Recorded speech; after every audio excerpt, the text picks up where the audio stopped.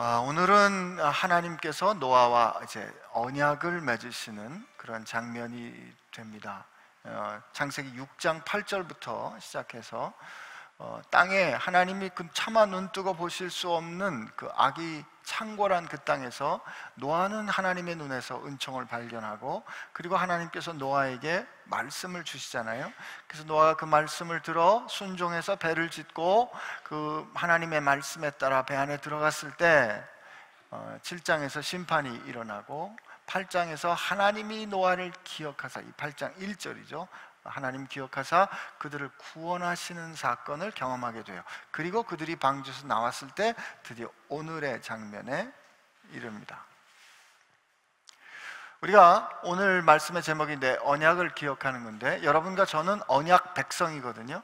언약을 기억하는, 우리는 언약적인 삶을 살아야 돼요. 이 구약 신학자 중에 제가 이제 배웠던 제프리 니하우스라는 분은, 하나님이 인간과 관계를 맺으실 때, 하나님은 인간에게 당신을 계시하실 때 하나님의 계시하는 방식, 행동하는 방식이 언약이다, 이런 말을 해요. 그래서 우리가 언약을 기억한다는 것은 우리와 하나님과의 관계를 어떻게 가지고 가는가를 기억하는 거기 때문에, 언약을 기억하는 언약적인 삶이 무엇인가를 우리가 이해하는 건 굉장히 중요합니다. 굉장히 중요해요. 우리가 오해 많이 하기 때문에 그렇습니다. 제가 창세기 6장 8절부터 창세기 9장 17절까지가 전체적으로 이게 크게 언약의 이야기예요. 언약의 이야기를 이해할 때 전체를 같이 봐야 합니다.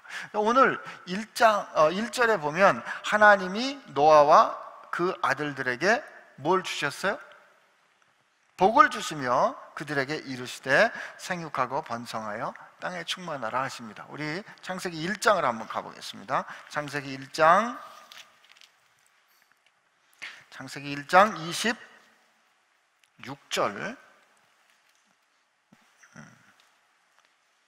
창세기 1장 26절부터 28절까지 한번 같이 읽습니다. 시작.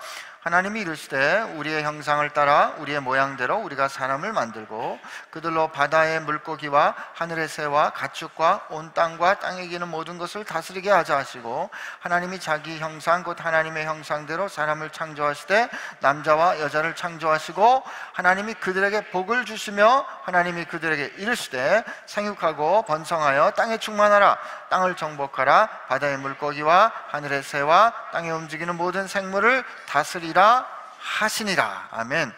여기에도 하나님께서 인간을 창조하시려는 하나님의 의도를 말씀하시고, 창조된 그들, 사람을 만드실 때 하나님의 형상에 따라 만드셨는데 남자와 여자를 만드셨다는 걸 여러분 기억하십시오. 남자와 여자가 같이 있을 때 비로소 사람이 되는 거예요. 근데 우리 이미 다 묵상했죠. 근데 하나님이 그들에게 말씀을 하세요. 생육하고 번성하고 땅에 충만하라. 이걸 우리가 cultural mandate, 문화 명령이라고 하거든요. 근데 하나님이 그들에게 이렇게 말씀하시는 이 상황을 창세기가 뭐라고 설명한다?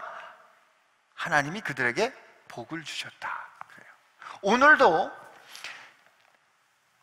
이 아담에게 허락해 주셨던 그 복과 언약, 아담에게 주셨던 그 언약적인 상황이 중간에 홍수 심판으로 한번 정리가 되고, 노아를 통해서 하나님께서 이제 그 구원을 계속 이뤄갈 사람을 만드시는데, 하나님이 노아에게, 그 구원을 받은 노아에게, 하나님으로부터 보호를 받은 노아에게 하나님이 말씀을 하시는데, 하나님 말씀하시는 그 상황을 뭐라고요? 하나님이 노아에게, 노아와 함께 있는 그들에게 뭘 주시며?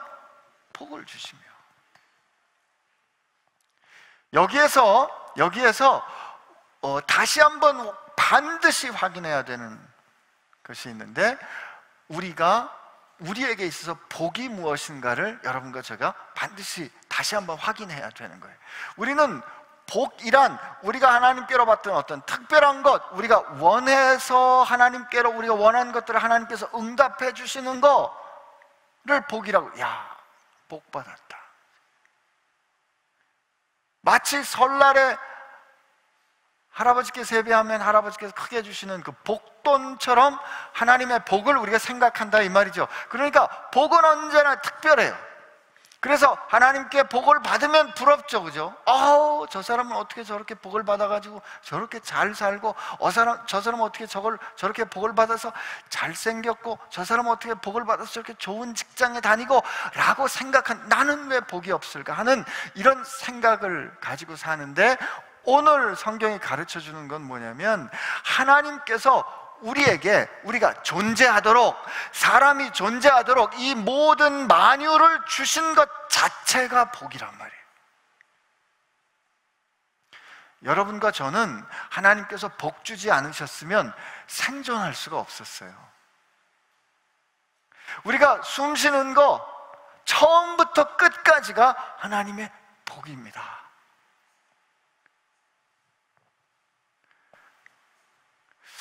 아멘을 듣고 넘어가야 되겠어요. 우리에게 있는 모든 게 하나님께서 주신 복이에요. 아멘하고 싶지 않은 분 있어요 지금. 싫어요. 나 이렇게 괴로운 거 싫어요.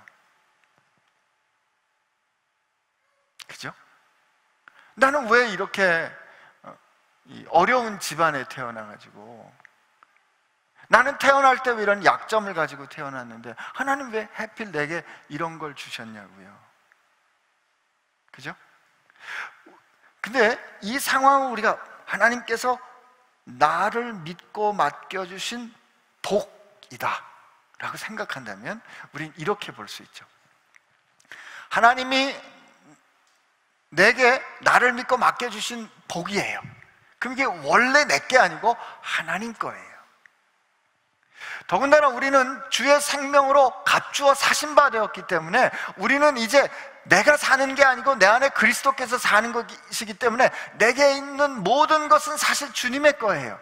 근데 하나님께서 내게 나를 믿고 맡겨주셨는데, 하나님께서 나를 얼마나 믿을만 하셨는지, 도대체 내가 그렇게 뭘 하나님 앞에 믿을만 했는지 다른 사람에게 주지 않는 어려움을 내게 주셨을까?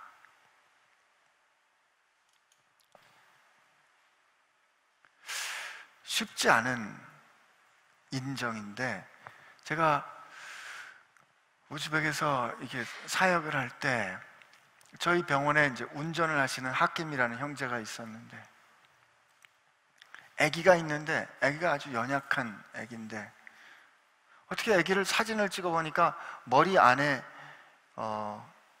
큰 물집이 있는 거예요. 근데 우리가 이제 산에 올라가서 같이 영성 수련회를 하는데, 그 말도 잘 못하고 몸을 잘 못 가누는 아이를 그렇게 사랑하고 안타까워하는 그 아버지의 모습을 그 하킴이라는 형제가 보여줬어요. 근데 이제 첫 번째 드는 질문은 그거잖아요. 왜 하나님 저 형제에게는 저렇게 어려움을 주십니까? 근데 하나님께서 그 형제를 믿고 맡겨주실 때 그 형제를 믿었기 때문에 다른 사람에게 주지 않는 어려움을 주신 거로 우리가 인정할 수만 있다면, 그 형제가 그 아들을 그렇게 나아가서 키우는 것은 부끄러움이 아니라 하나님께서 그를 믿고 맡겨주시는 하나님의 마음으로 우리가 볼 수 있는 거 아니겠어요? 여러분, 하나님께서 우리에게 주신 거는, 하나님께서 내게 허락하신 거는 하나님이 나를 믿고 맡겨주신 하나님께로부터 온 거기 때문에 이걸 우리가 복이라고 인정할 수만 있다면, 우리가 같은 상황이라도 다르게 볼 수 있는 출발이 될 수 있는 거예요. 그렇다면 하나님 내가 다른 사람에게는 없는데 왜 제게 이런 어려움을 주세요? 하나님, 저는 제가 볼 때 저는 그런 대단한 사람이 아닌데 아버지 어떻게 제가 그렇게 믿을만 하셨어요? 그렇다면 저 이거 감당할 수 있는 능력을 주세요. 이렇게 우리가 하나님 앞에 기도해 볼 수 있겠죠. 그리고 하나님께서 내게 주신 것이 하나님이 나를 믿고 맡겨주신 하나님의 복이라면, 여러분, 내게 많다고 내가 자랑할 것도 아니고요, 내게 적다고 내게 부끄러워할 것도 아니에요. 다른 사람에게 없는 게 내게 있다고 내가 으쓱될 것도 아니고요, 다른 사람에게 없는 어려움이 있다고 내가 절망할 것도 아니라고요. 왜? 그 모든 게 다 하나님이 나를 믿고 맡겨주신 하나님의 거잖아요.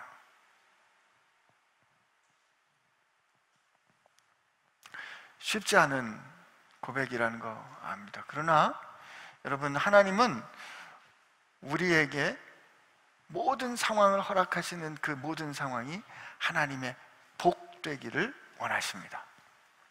하나님이 복을 주며 그들에게 말씀하셨는데, 오늘 말씀 보면 1절에서 생육하고 번성하여 땅에 충만하라 그러시고 7절에 다시 생육하고 번성하여 땅에 충만하라고 그 말씀을 하세요. 이게 머리와 마지막이 서로 마주보는 형태, 이걸 수미 쌍관이라 그러죠. 누군가 이렇게 응답을 하셨어요. 수미 쌍관. 이게 문학적으로 인클루지오라 그래요. 이 수미 쌍관의 구조는 요거를 묶어주는 괄호와 같은 거예요. 그러니까 하나님께서 지금 창세기 우리가 확인했던 것처럼 1장 26절에서 28절 혹은 29절 그때까지 있는 이 아담에게 주셨던 그 약속을 노아에게도 다시 주심으로 말미암아 이때 아담과 노아에게 허락하셨던 이 언약이 한 패키지라는 걸 가르쳐 주시는데, 여기 보면 하나님이 그들에게 생육하고 번성하여 땅에 충만하라고 명령하십니다. 자, 하나님이 복을 주셨는데 생육하고 번성하여 땅에 충만하라 그랬어요. 이건 명령이잖아요. 그러면 이 상황을 같이 연결해서 이렇게 풀어보면 여러분과 저는 이 세상 가운데 하나님의 복이 되어 충만해야 합니다. 날은 덥고 점심은 먹었고 나른하고 안 목사 설교하는 게 어쩐지 명쾌하지가 않고 지금 굉장히 힘든 상황에서 우리가 같이 일하고 있어요. 그죠? 보세요. 하나님께서 아브라함을 부르시고 창세기 12장에 너는 내 복이 된다 그래요. 여러분들 졸린 것 같아서 좀 재밌는 얘기 좀 해줄게요. 우리 다른 사람 약점 얘기하기 좋아하잖아요. 오늘 아브라함의 약점을 좀 흉을 좀 보는 건데, 하나님이 아브라함에게 너는 내 복이다 이렇게 말씀하시고 하나님이 그를 이제 뽑아내셔서 가나안 땅에 들어갔는데 거기 흉년이 생기니까 애굽 땅으로 가는데, 애굽 땅에 들어갈 때 아브라함이 자기 아내 사레가 보니까 예뻐요. 그래서 애굽 왕이 보고 자기 아내를 뺏어가려고, 자기 아내를 과부 만들려고 자기를 죽일 것 같으니까 당신을 내 아내라고 하지 말고 내 누이라고 합시다. 이게 절반의 진실이에요. 누이도 맞긴 해요. 사촌이거든요. 그러니까 부인이 아닙니다 이렇게 말한 거예요. 참 우리 믿음의 조상께서 참 치사하셨죠. 그죠? 그랬더니 애굽 왕이 누이라 그러니까 지참금을 많이 주고 사라를 자기 후처로 데리고 갑니다. 아브라함이 그걸 그냥 눈 뜨고 마누라 뺏기는 걸 보는 거예요. 아브라함이라는 영화가 있는데 그 막 괴로워하는 그 표정이 나오는데 나서지 못해 아니에요 내 마누라예요 이렇게 정말 화끈하게 그렇게 말했어야 되는데 그렇게 말 못한다고요. 그랬는데 하나님께서 개입을 하세요. 하나님께서 애굽 그 왕의 집안을 굉장히 괴롭게 하십니다. 그리고 이제 가르쳐 주죠. 이 사람이, 이 사레가 저 아브라함의 부인이다. 그때 애굽 왕이 불러요. 너 부인이면 말이야 부인이라고 말할 것이지 왜 누이라 그래서 나를 이렇게 괴롭게 하느냐. 근데 여러분 여기서 우리가 정직하게 질문해야 됩니다. 이런 일이 아브라함이 하나님께서 부르신 초기에 있었는데 한 번이면 실수라고 치는데 아브라함 말년에 또 한 번 그래요. 두 번이거든요. 근데 두 번이나 그랬던 거를 성경 그대로 보여주는 거는 강조하는 거죠. 믿음의 조상은 특별해서 믿음의 조상이 되는 게 아니다. 아브라함은 스페셜 클래스이기 때문에 하나님이 그를 부르신 게 아니다 가르쳐 주는 거예요. 그도 평범한 사람이고 마누라를 2번이나 팔아먹었는데 그러나 하나님은 그를 믿음의 조상으로 쓰셨다. 아멘이시죠? 여기서 정신 번쩍 차려야 돼요. 그런데 우리가 여기서 정직하게 질문해야 되는데 애굽 왕과 아비멜렉이라는 왕이 고생을 해요. 하나님께서 그들을 막 괴롭히신다고요. 여러분 하나님이 윤리적으로 판단하신다 그러면 누구를 혼내셨어야 돼요? 거짓말은 누가 했어요? 아브라함이 했잖아요.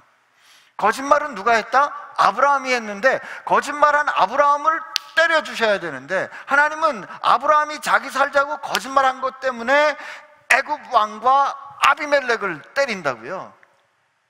공평하신 하나님이 아니잖아요. 그런데 왜 이 말씀을 우리에게 증언해 줄까? 저도 이 말씀 가지고 오랫동안 씨름했는데 깨달은 게 있어요. 하나님께서 이거는 윤리적인 티칭이 아니에요. 윤리적인 티칭이라면 아브라함이 혼나는 게 맞아요. 그런데 하나님이 너는 내 복이야. 너를 복주는 사람 내가 복줄 것이고 너를 저주하는 사람은 내가 저주할 거야. 이 말은 네가 어떻게 사는지에 따라서 세상이 달라져. 여러분, 아브라함이 하나님의 복답게 사는 것은 이거 내 아내입니다. 이 사람 내 아내입니다. 요즘은 우리 같으면 이분 제 부인이십니다. 이렇게 인정해야 되는 거예요. 이게 하나님의 복답게 사는 삶의 태도인데 하나님의 복이 하나님의 복답게 살지 못하니까 애굽 왕과 아비멜렉이라는 세상이 아파하는 거예요. 여러분과 제가 세상 가운데 살아가는 동안에 하나님은 우리를 복 주시면서 우리에게 너는 내 복이라고 말씀하시면서 너는 생육하고 번성하고 땅에 충만해야 돼 라고 우리에게 명령하셨어요. 여러분, 이건 선택 상황이 아니라고요. 내가 복 받아서 하나님 앞에 축복받으면 괜찮고 아니면 살다가 천국 가면 되겠지가 아니에요.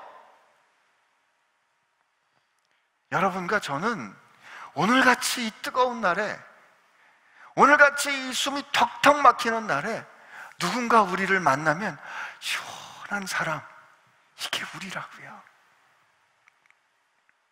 상황이 답답하고 어렵다가도 그냥 눈을 돌려서 우리만 바라봐도 시원한 사람, 이게 우리가 살아야 될 인생이에요. 이게 하나님께서 복을 주시면서 너는 생육하고 번성하고 땅에 충만해야 돼 라고 주시는 말씀이라고요.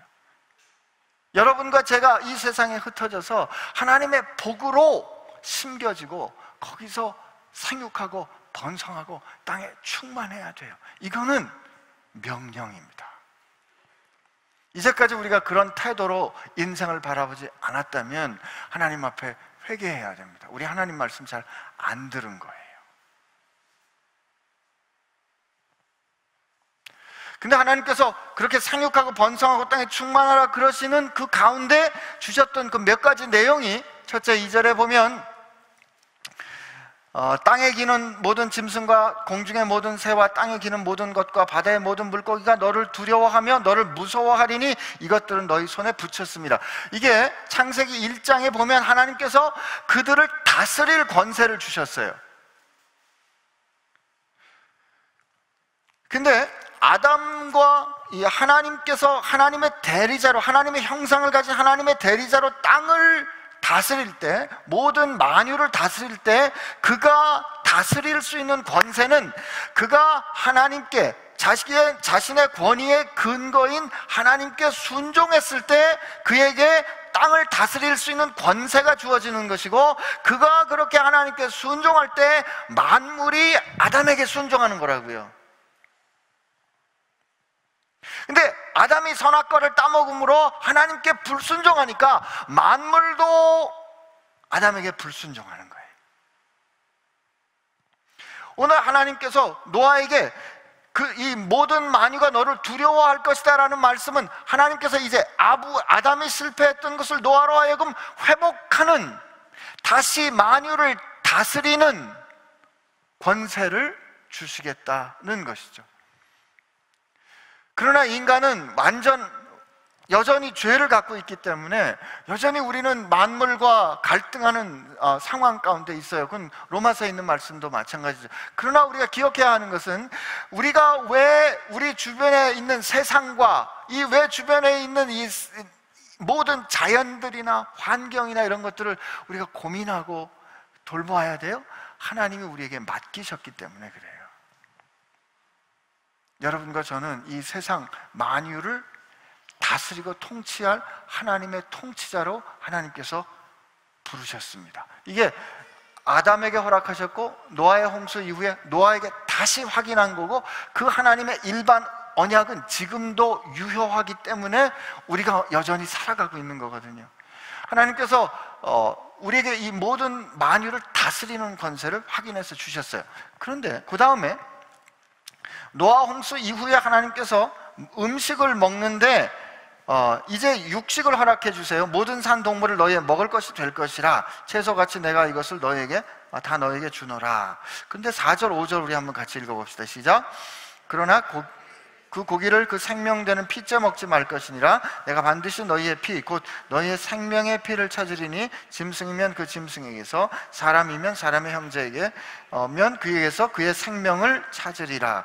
하나님께서 이제 짐승을 먹을 수 있도록 허락해 주시는데, 짐승을 먹을 때는 그 생명이 있는 피째 먹지 말라는 거죠, 그죠? 그래서 이제 유대 사람들이나 같은 전통을 가진 이슬람 사람들은 식용으로 고기를 먹으려면 반드시 이 피를 다 이렇게 빼내고 먹습니다. 그래서 짐승을 잡을 때 대개 이제 여기 경동맥을 탁 이렇게 이제 뭐라 그러지? 경동맥을 딱 끊어요. 그러면 이제 피가 나잖아요. 그러면 피를 다 흘려내고 그리고 나서 이제 그 고기를 먹습니다. 저도 아프간에서 양을 잡는 걸 한번 봤는데 진짜 양이 그 경동맥을 탁 이렇게 끊는데도 그냥 가만히 있더라고요. 이사야 53장에 있는 그가 도살장에 끌려가는 어린 양처럼 주님께서 고난을 당할 때 아무 말씀 안 하셨다는 게 저런 걸 봤구나라는 게 느껴지기도 했어요. 근데 저는 이 말씀이 어떻게 묵상이 되는가 하면은, 음식을 먹을 때 이제 피째 먹는다는 거는 급하게 거칠게 대하는 거예요. 우리가 필요에 따라서 고기를 먹을 수 있지만 그 고기에서, 그 짐승에서 피를 다 흘려낼 때까지 어떤 생각을 하라 그럴까? 우리를 위해서 생명을 준 이 짐승이라는 생각 말이에요. 그러니까 우리가 음식을 먹을 때도 거칠고 내 욕심에 따라서 내가 원하는 대로 거칠게 대하는 것이 아니라 필요에 따라서 필요한 만큼만 먹도록 하시는 하나님의 뜻이 있는 게 아닐까, 이런 생각을 좀 하게 돼요. 물론 이 피에 대한 것은 레위기의 정의에 의하면 피에 생명이 있다는 것은 하나님께서 그렇게 여기신 부분이기도 합니다. 근데 그 짐승뿐만 아니라 살아 숨쉬는 것뿐만 아니라 사람에게도 하나님께서 그렇게 말씀하시는데, 그러니까 사람의 생명을 취한 자는 반드시 이 생명으로 갚도록 하시는데, 이게 이제 뭐 고대 이에는 이에, 눈에는 눈, 이렇게 대하는 법 같지만 이 이유를 하나님이 설명해 주시는 게 6절이에요. 왜냐면 다른 사람의 피를 흘리면 그 사람의 피도 흘릴 것이니 이는 하나님이 자기 형상대로 사람을 지으셨기 때문이다. 그래서 사람을 해하는 것은 그 사람을 해하는 것이지만 그 사람이 담지하고 있는 하나님께로 범죄한 것이다 라고 하나님께서 보신다는 뜻입니다. 여러분, 이거는 오늘 우리에게도 굉장히 중요한 가르침을 줘요. 우리가 왜 귀한가? 사람이 왜 중요한가? 사람이 왜 존귀한가는 하나님의 형상대로 지으심을 받았기 때문에 그래요.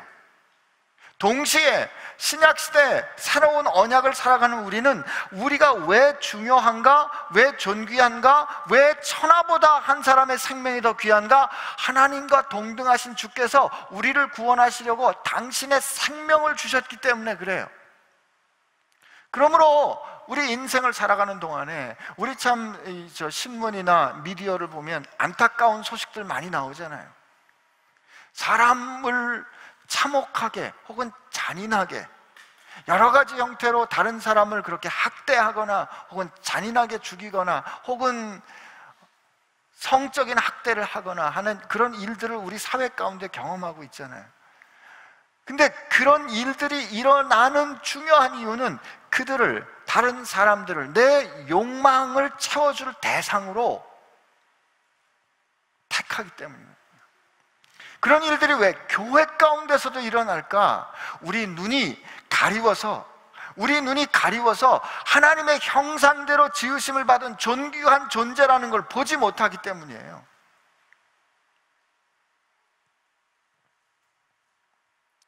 그러므로 오늘 우리가 하나님 앞에 기도할 때 하나님 내 눈을 열어주셔서 내가 바라보고 내가 만나는 사람마다 하나님 모습을 볼 수 있게 해주십시오. 이분 가운데 역사하시는 주님의 형상을 볼 수 있게 해주세요. 주님의 형상을 보는 순간, 우리가 주님의 형상을 대하는 순간 그를 귀하고 존귀하게 바라볼 수 있어야 하지 않겠어요? 그런 뜻에서 옆에 분 좀 바라보세요. 여러분 졸린 눈을 열어서 옆에 분을 좀 바라보세요. 예. 그리고 이렇게 악수하셔도 되는 분들은 한번 악수하시면서 야, 주님의 형상이시군요.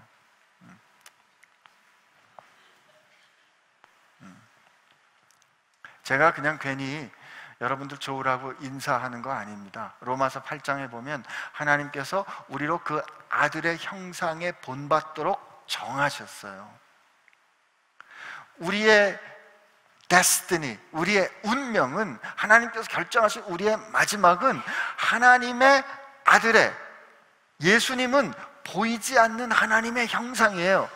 그 보이지 않는 하나님의 형상을 본받도록, 그와 같아지도록 하나님이 결정하셨거든요. 이 하나님이 이렇게 결정하신 이유는 처음에 인간을 만드실 때 하나님의 형상에 따라 예수님, 그죠? 히브리서 말씀이나 골로새서 말씀에 보면 보이지 않는 하나님의 영광의 광채고 그의 형상의 본체인 그분의 모습을 닮아가도록 우리를 지으셨는데, 그 모양과 형상을 우리가 깨뜨리고 일그러뜨렸기 때문에 우리를 회복해 하시는 하나님은 그 하나님께서 원래 의도하신 대로 우리가 하나님의 형상에 따라 변화되도록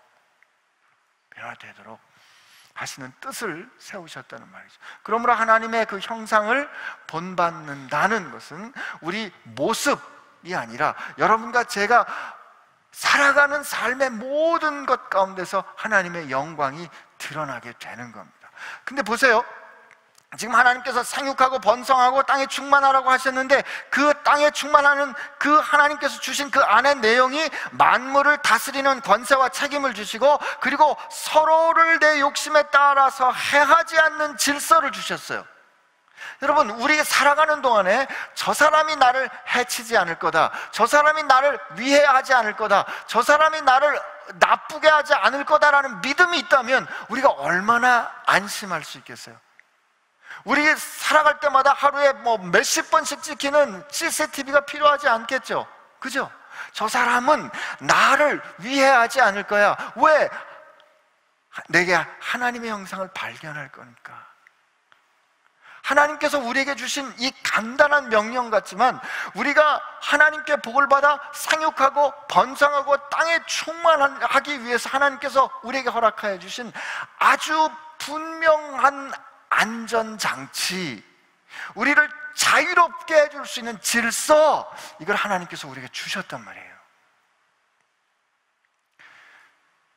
이 질서를 누리는 거, 이게 언약적인 삶이에요. 첫째, 우리가 하나님의 언약을 기억하는 언약적인 삶의 첫째는 하나님께서 내게 허락하신 모든 게 복이다. 한번 따라 합시다. 하나님께서 내게 허락하신 모든 것이 복이다. 내 마음에 들든 내 마음에 들지 않든. 그죠? 두 번째, 우리가 복되어 살아가는 것은 책임이다. 시작. 우리가 복되어 살아가는 것은 책임이다. 그리고 하나님은 그 복되어 살아가는 우리가 살 수 있는 언약의 질서를 우리 삶 가운데 허락해 주셨어요. 근데 이 언약의 질서를 우리 가운데 허락해 주신 그 질서를 우리가 인정하고 그 가운데 살아가면 여러분과 제 삶이 자유로운 거예요. 걱정할 필요가 없는 거예요. 그런데 우리 솔직히 말해볼까요? 하나님의 말씀대로 사는 게 버겁죠. 그죠?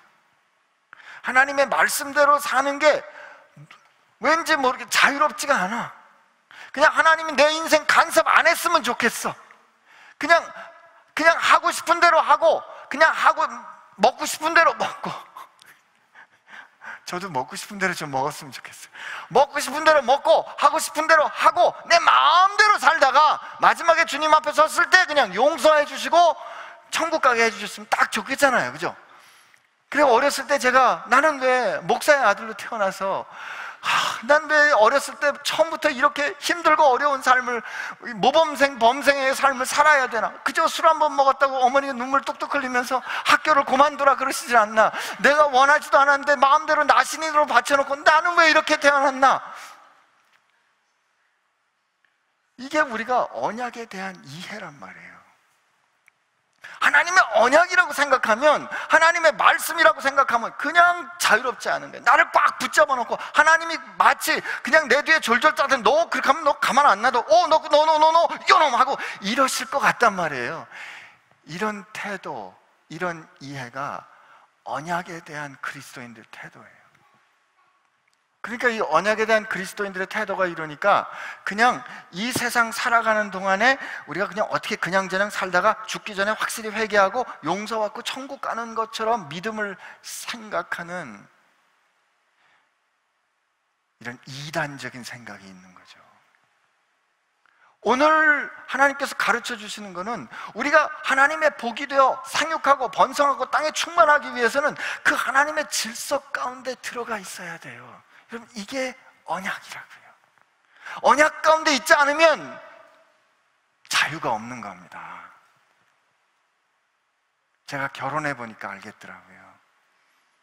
결혼하니까 아내 외의 모든 여자들로부터 자유케 됩니다.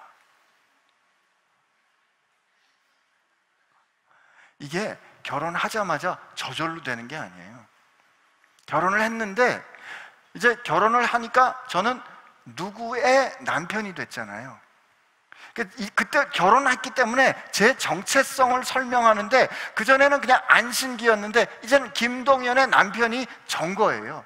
근데 어저께 결혼을 했는데도 불구하고 일주일 신혼여행 끝나고 이제 학교에 출근해서 딱 앉았는데 내 총각대 안신기하고 왔다 갔다 헷갈리는 거예요. 이게 저절로 되지 않습니다. 그러나 내가 결혼한 언약 가운데 있는 사람이라는 걸 확인하고 그 언약 가운데 있는 것을 확인하는 가운데 그 언약이 주는 자유를 누릴 때 내 옆에 많은 여자들이 왔다 갔다 할 때 말이죠, 그 여자들로부터 신경 쓰지 않아도 되는 자유, 이게 결혼이 주는 질서고 자유예요. 아침에 출근할 때 아내가 이쁘다 그러면 그걸로 끝나는 거예요. 여러분 저를 안 믿으시는군요.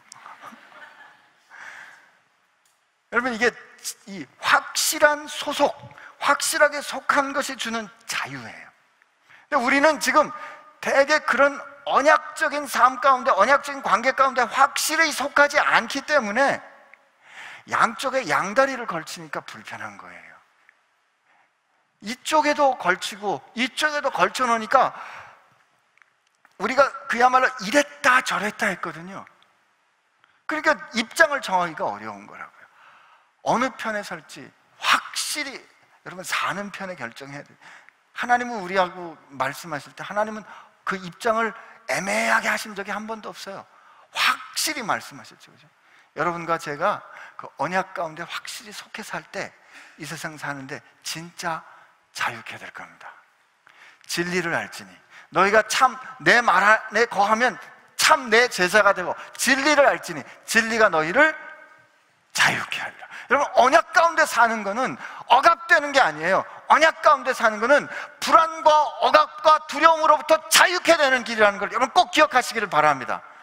확실히 속하세요. 하나님이 우리에게 그렇게 노아에게 확인을 해 주십니다. 확인을 해 주시면서 하나님이 이 관계를 말씀을 하시는데, 이 언약을 맺으신 거예요. 언약을 맺으신 건데, 그 언약을 맺으신 다음에 8절부터 17절까지 보면 그 언약에 대한 말씀을 하나님께서 해주시는데 참 기가 막힌 말씀이, 우리 8절 9절을 먼저 한번 읽어봅시다. 시작. 하나님이 노아와 그와 함께한 아들에게 말씀하여 이르시되 내가 내 언약을 너희와 너희 후손과 너희와 함께한 모든 생물 곧 너희와 함께한 새와 가축과 땅의 모든 생물에게 세우리니 방주에서 나온 모든 것이 곧 땅의 모든 짐승에게니라. 이때 하나님이 내가 내 언약을 너희에게 세운다 말씀하세요.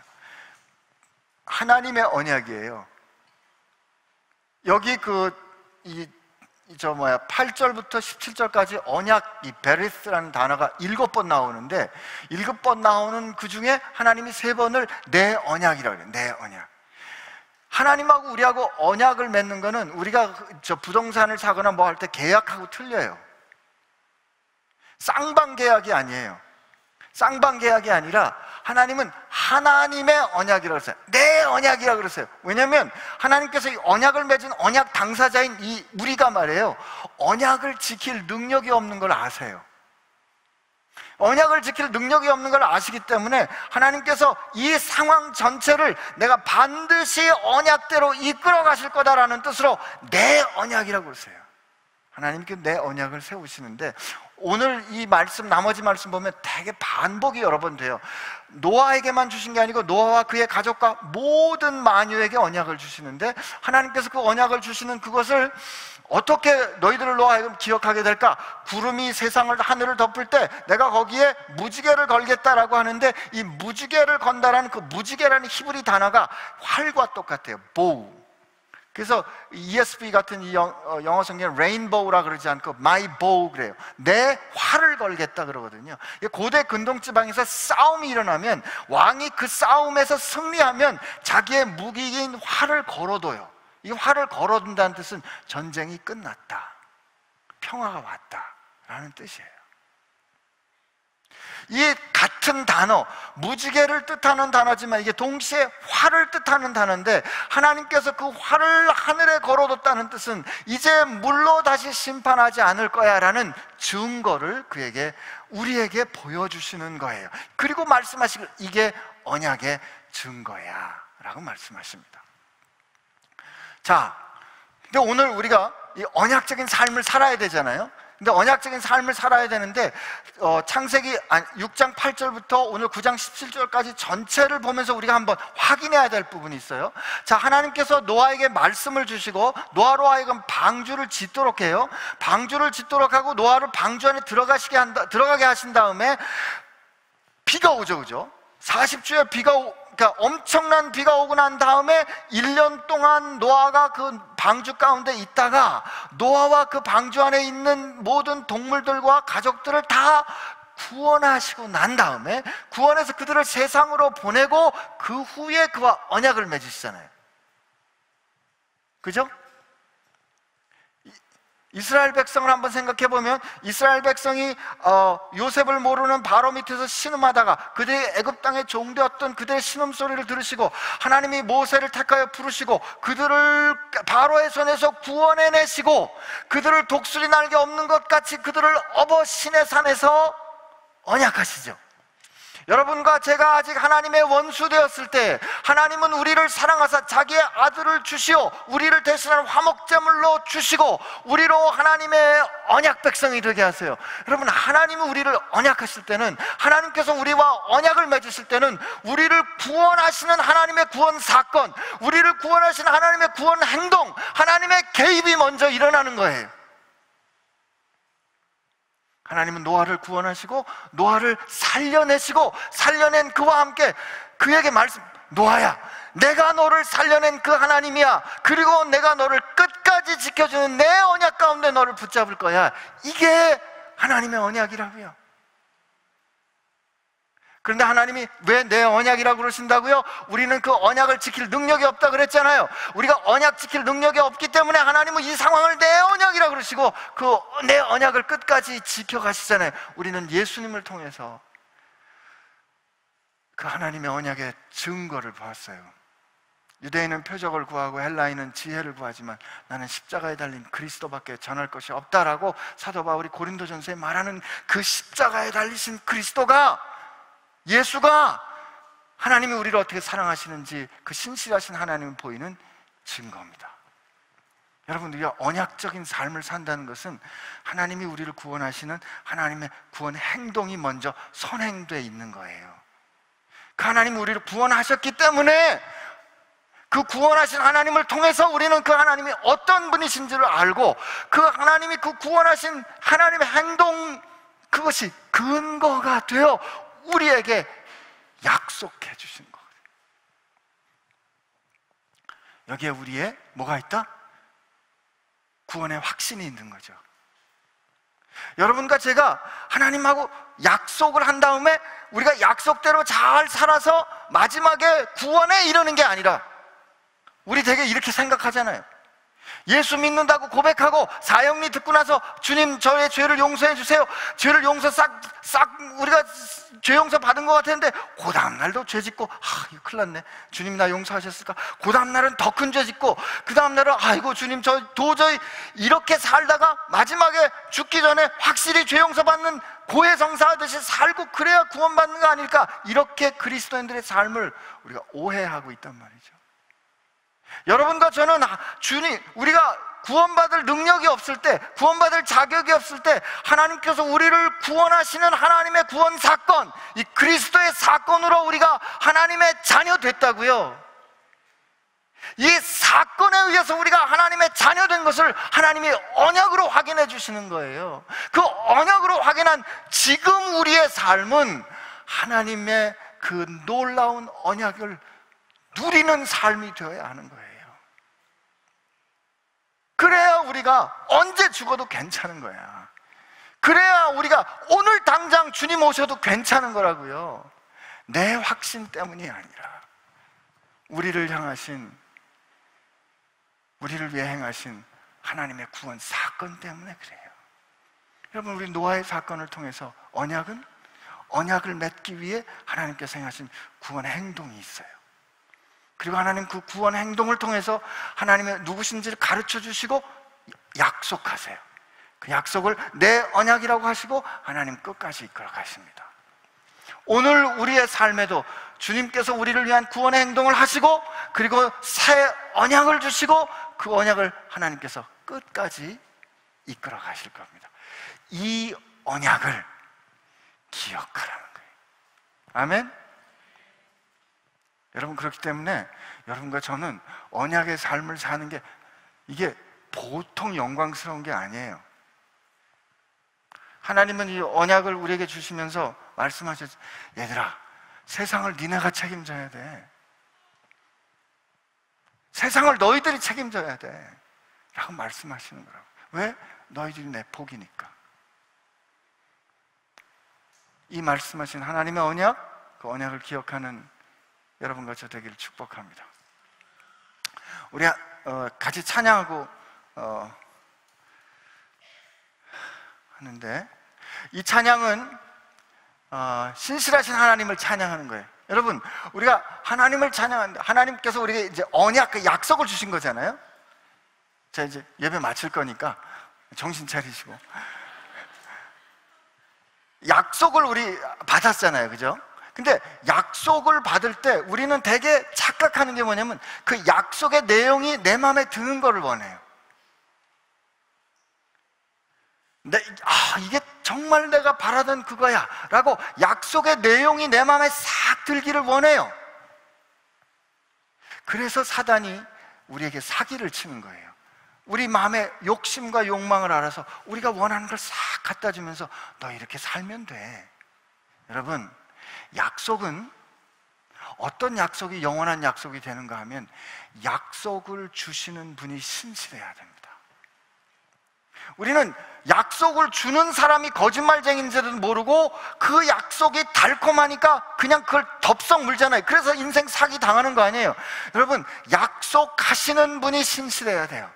하나님의 신실하심은 예수 그리스도를 통하여 우리에게 보여주셨잖아요. 그는 생명을 주어 우리를 사랑하신 분이에요. 그러므로 그분이 우리에게 주신 약속은 믿을 수 있다고요. 그래서 오늘 우리가 이 찬양할 겁니다. 언약을 기억하는 삶에서 하나님 한 번도 나를 실망시킨 적 없으시고 언제나 우리를 그 신실하신 언약의 삶으로 인도해 주시는 이 하나님을 믿고 찬양하게 되기를 바랍니다.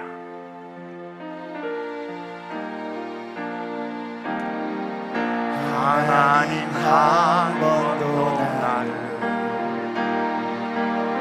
실망시킨 적 없으시고 언제나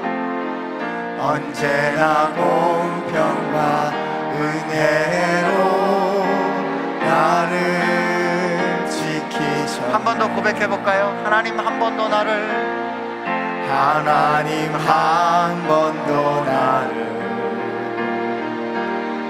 실망시킨 적 없으시고 언제나 공평과 은혜로 나를 지키셨네.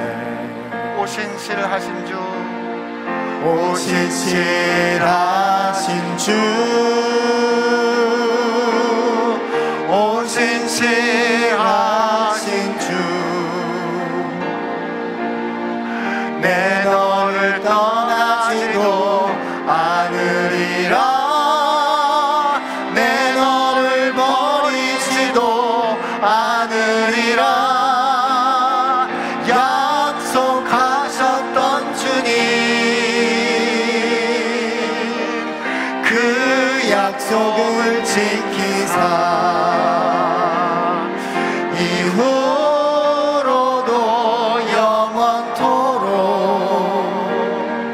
나를 지키시리라 확신하네. 우리 다 같이 일어나서 오신실하신 주, 오신실하신 주, 오신실하신 주, 내 너를 떠나지도 않으리라. 내 너를 버리지도 않으리라. 약속하셨던 주님, 그 약속을 지키사 이후로도 영원토록 나를 지키시리라 확신하네.